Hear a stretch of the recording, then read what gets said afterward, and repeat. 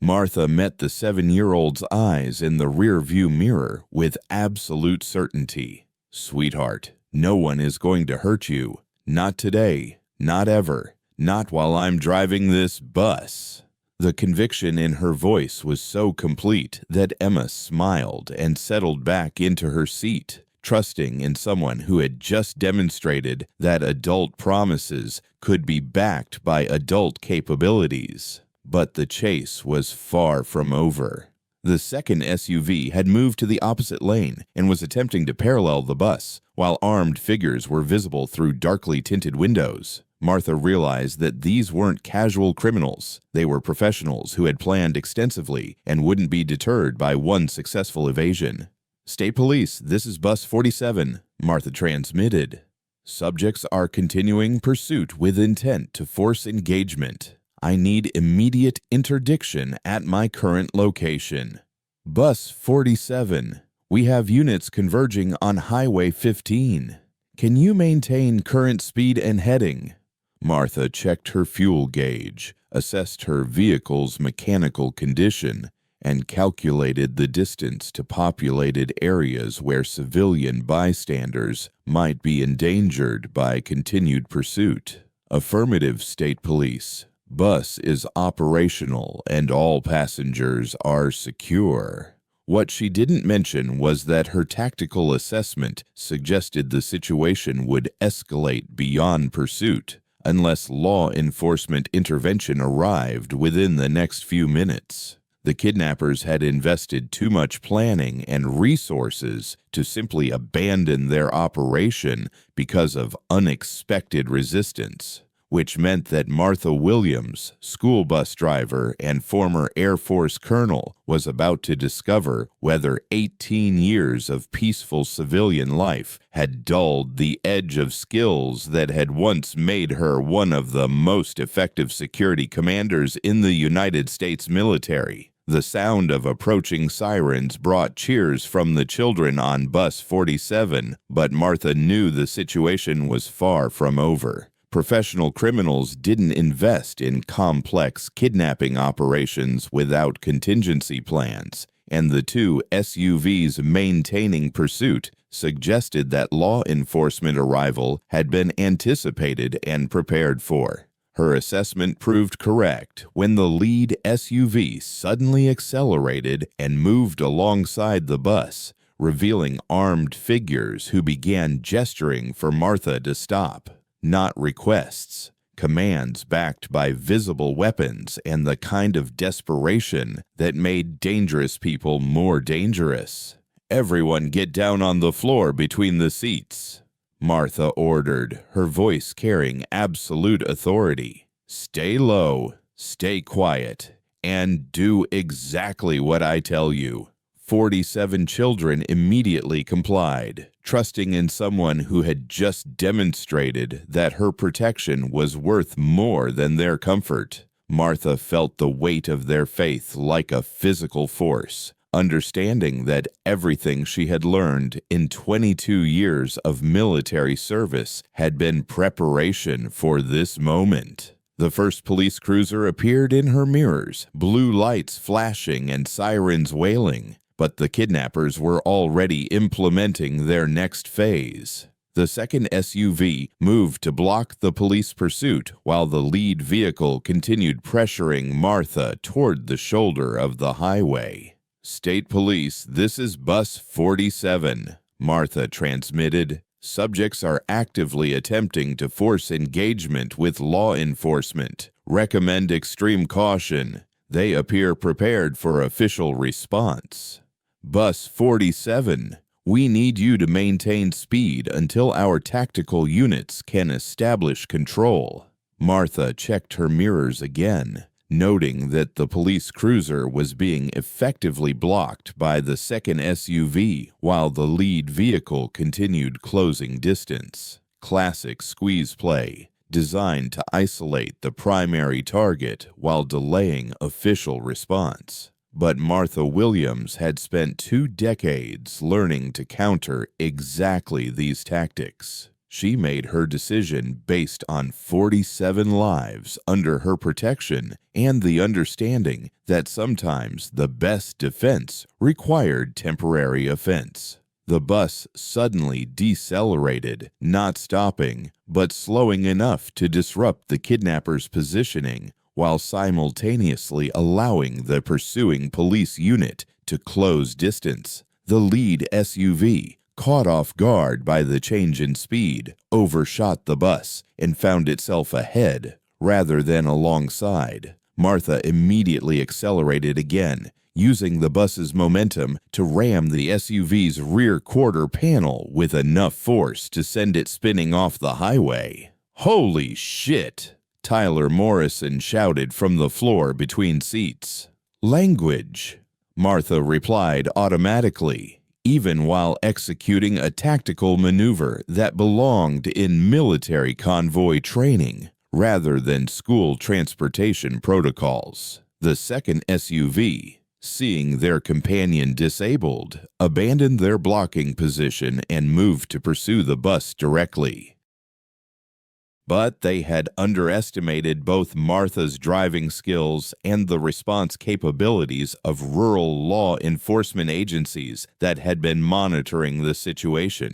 2 additional police units appeared ahead of the bus, positioning themselves to create a protective corridor while a helicopter became visible on the horizon. The kidnapping operation, planned for 6 months and executed with professional precision, was falling apart because they had made one critical miscalculation. They had assumed that Martha Williams was just a school bus driver. The remaining SUV made one final desperate attempt to force the bus off the road, pulling alongside and trying to push Martha toward the shoulder through aggressive contact. But Martha had learned vehicle-to-vehicle combat techniques in environments where losing meant more than property damage. She allowed the SUV to make contact, then used its momentum against it by suddenly turning into the push, sending the heavier vehicle into an uncontrolled skid that ended with it rolling multiple times before coming to rest in the roadside ditch.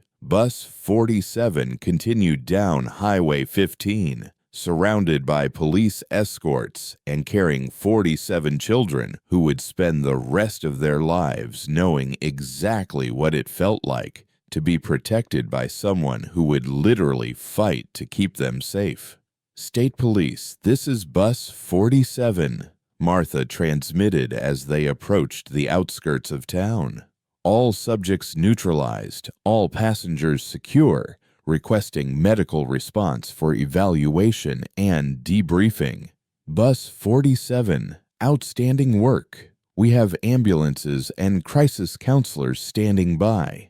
As the bus pulled into the Memorial Middle School parking lot, surrounded by emergency vehicles and concerned parents who had received notification of the incident, Martha finally allowed herself to exhale. 47 children began standing up, chattering excitedly about what they had just experienced, their voices carrying the kind of adrenaline-fueled amazement that comes from surviving something extraordinary. Emma Patterson appeared beside Martha's seat, looking up with 7-year-old directness. "Mrs. Williams, you saved us." Martha knelt to Emma's level, meeting her eyes with the same gentle warmth that had characterized their relationship for 3 years of morning bus rides. "Sweetheart, that's what adults do. We protect children, no matter what.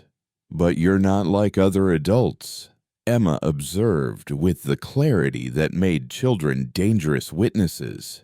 "You moved like a superhero."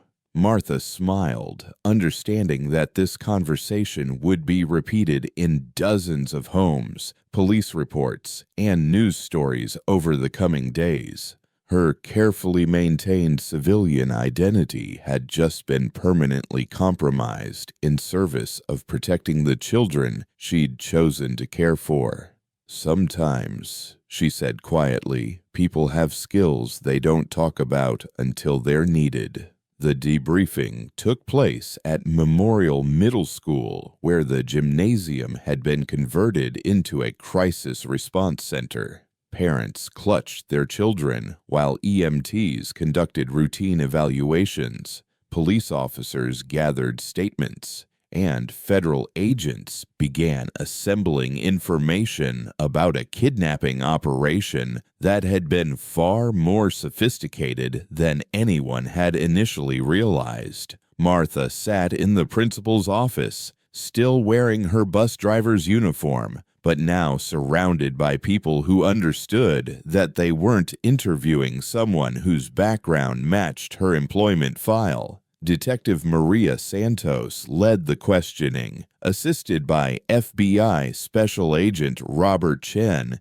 and representatives from the Department of Homeland Security, who had driven down from the state capitol. Colonel Williams, Detective Santos said, using Martha's former rank for the first time, "We've reviewed your military service record. 22 years Air Force Security Forces, including command positions at installations that require the highest security clearances." Martha nodded. "That's correct." "Which raises the question," Special Agent Chen continued, "of how someone with your background ended up driving a school bus for 18 years. Martha looked out the window at the parking lot where 47 children were being reunited with their families, understanding that her careful separation between her military past and civilian present was about to be permanently bridged.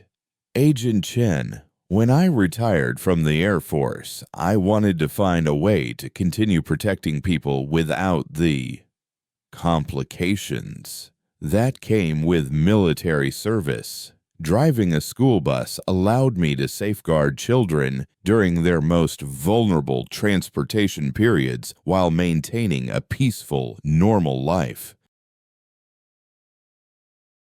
"But your response today wasn't peaceful or normal," Detective Santos observed. "You executed tactical vehicle operations under hostile fire, neutralized multiple armed threats, and coordinated with emergency responders using protocols that suggest ongoing familiarity with crisis situations."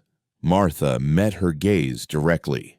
"Detective, I spent 22 years learning to protect valuable assets from people who wanted to harm them. Today, those assets were 47 children under my care. The tactics may have been unusual for a school bus driver, but the mission was exactly the same as it's always been." The questioning continued for 2 hours, covering everything from Martha's specific military training to her assessment of the kidnapping operation's sophistication. By the time they finished, it was clear that what had appeared to be a random criminal incident was actually part of a larger pattern of organized attacks on educational facilities across multiple states.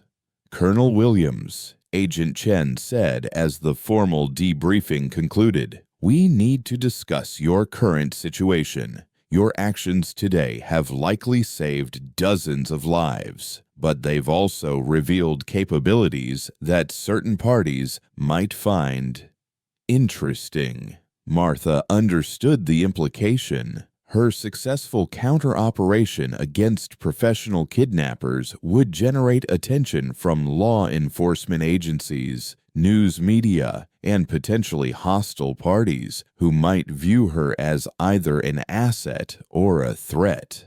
"What are you suggesting?" she asked. "Consultation work," Detective Santos said. "Part-time, strictly voluntary, focused on educational security and transportation safety. You'd maintain your current position, but provide assessment and training services for situations that require someone with your particular expertise." Martha considered the offer while watching parents load their children into cars outside. Tyler Morrison waved at her through the window as his mother drove away.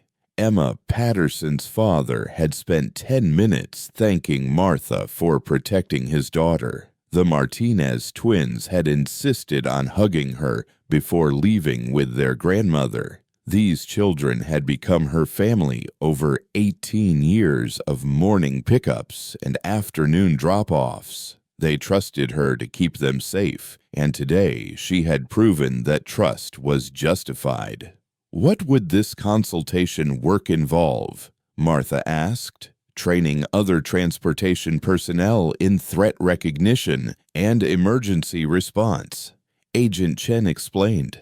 Developing security protocols for school districts that have experienced threats, providing assessment services for facilities that require enhanced protection, and if situations develop that require more direct intervention, then we'll be grateful to have someone with your capabilities available to respond, Detective Santos said simply. Martha made her decision based on 47 children who had trusted her to bring them home safely, and the understanding that other children in other places might face similar threats from people who viewed them as targets rather than treasures.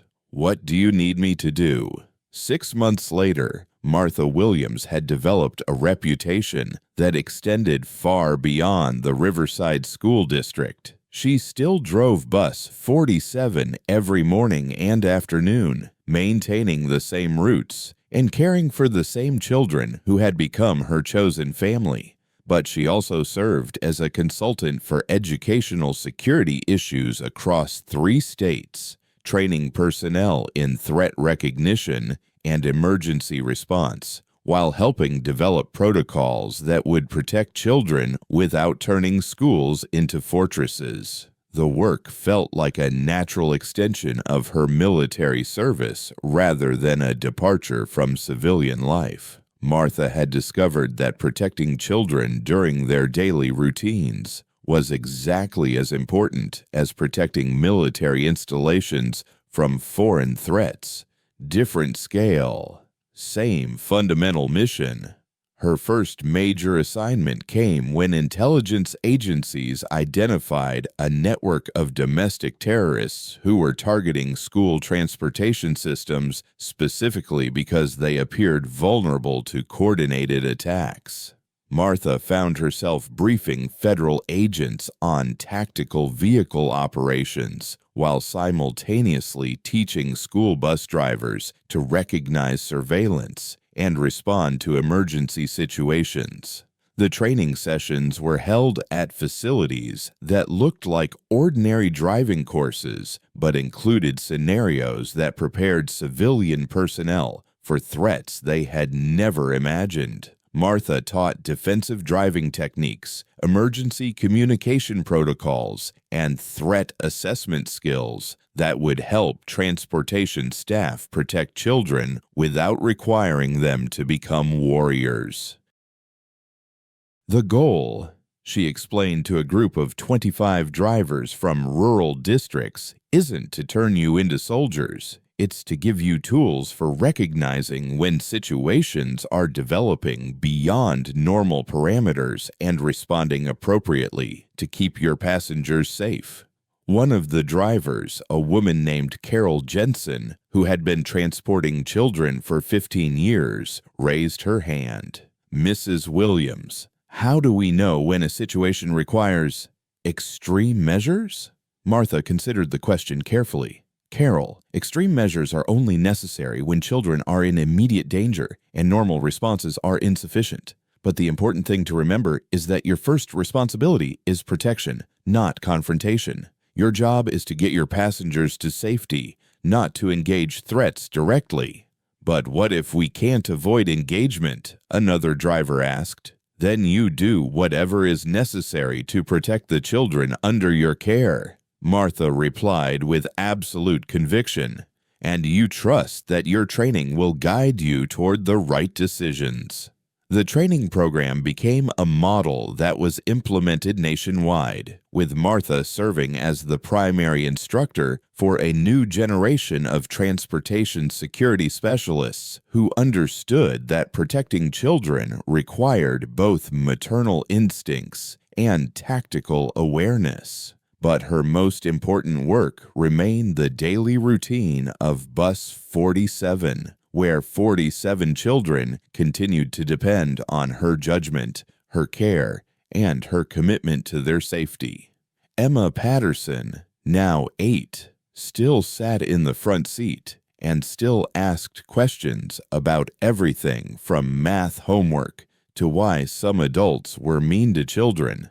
Tyler Morrison, preparing for college applications, had begun considering careers in law enforcement or emergency services, inspired by witnessing how adults with the right training could make a difference in dangerous situations. Martha's military background was no longer a secret, but it had been integrated into her civilian identity in ways that enhanced rather than replaced her nurturing presence. She was still the bus driver who knew every child's name, remembered their fears and achievements, and provided the kind of consistent care that made nervous parents trust their children to her protection.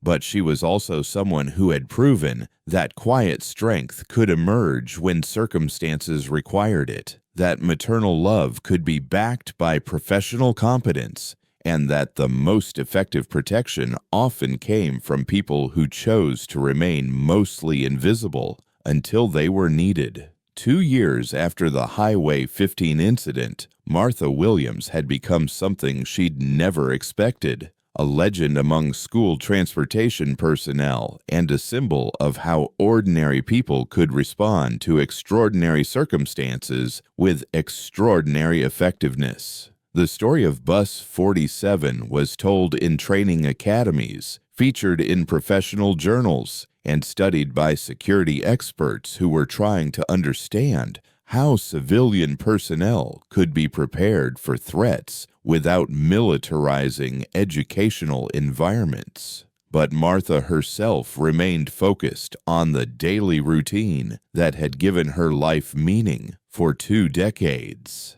Every morning at 6:45 a.m., she pre-flighted Bus 47 with the same systematic thoroughness she'd always used. Every afternoon at 3:30 p.m., she loaded 47 children who trusted her to deliver them safely home. And every evening, she parked the bus at the district facility with the satisfaction of knowing that another day's mission had been completed successfully. The children had changed, as children do. Emma Patterson was now 10 years old, confident and curious, preparing for middle school with the kind of resilience that came from knowing that adults could be trusted to keep their promises about protection. Tyler Morrison had graduated and gone to college, where he was studying criminal justice and planning a career in federal law enforcement. The Martinez twins had become Martha's unofficial assistants, helping younger children with seatbelts and serving as interpreters for Spanish-speaking families. But the mission remained constant: transport children safely while providing the kind of caring presence that made 2 hours of daily bus time feel like an extension of home rather than institutional obligation. Martha's consulting work had expanded to include threat assessment for educational facilities, development of emergency response protocols, and training programs that had been implemented in over 40 states. She had briefed congressional committees, consulted with international security experts, and helped develop technologies that would protect children without turning schools into prison-like environments. Yet her most important contribution remained the example she provided, that protection was most effective when it came from love rather than fear, when it was provided by people who understood that violence was a last resort rather than a first response, and when it was delivered by individuals who had chosen to dedicate their lives to safeguarding others rather than advancing their own interests. On a Tuesday morning in late spring, as Bus 47 pulled away from its final stop before school, Emma Patterson asked a question that had been building for months. "Mrs. Williams, why did you become a bus driver instead of staying in the military?" Martha checked her mirrors, signaled for a right turn, and considered how to explain concepts that had taken her years to understand. "Emma, when I was in the military, I learned to protect people and places that were important to our country. But when I retired, I realized that the most important thing I could protect was the future, which meant protecting children like you." "But don't you miss the excitement, the important missions?" Martha smiled, thinking about the weight of responsibility she carried every day. The trust that 47 families placed in her judgment, the knowledge that her decisions affected the safety and well-being of children who would grow up to become teachers, doctors, parents, and leaders. "Sweetheart," she said, "I've never had a more important mission than this one."